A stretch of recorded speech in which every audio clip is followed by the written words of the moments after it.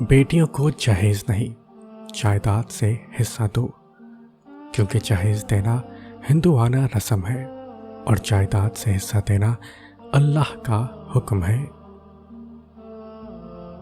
رسول اللہ صلی اللہ علیہ وسلم نے ارشاد فرمایا، اپنے شر سے دوسروں کو محفوظ رکھیں، یہ بھی ایک قسم کا صدقہ ہے۔ مرد وہی ہوتا ہے جو غصے میں بھی عورت سے بات کرنے کی تہذیب نہیں بھولتا۔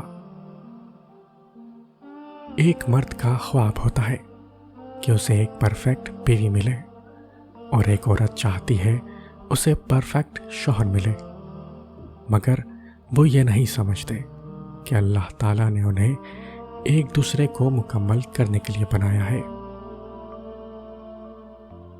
میں نے بندگی کا طریقہ پرندوں سے سیکھا، جن کے گھونسلے طوفانی راتوں میں تباہ ہو جاتے ہیں، مگر صبح ہوتے ہی وہ شکایتوں کے بجائے اللہ کی حمد و ثنا میں مصروف ہو جاتے ہیں۔ آپ صلی اللہ علیہ وسلم نے فرمایا، تم قیامت کے روز سب سے بدترین اس شخص کو پاؤ گے جو دوغلا ہے، ادھر لوگوں سے کچھ بات کرتا ہے اور ادھر لوگوں سے کچھ بات کرتا ہے۔ حکیم لقمان فرماتے ہیں، پوری دنیا میں ایک ہی شخص ہے جو آپ کی زندگی بدل سکتا ہے، اور وہ آپ خود ہیں۔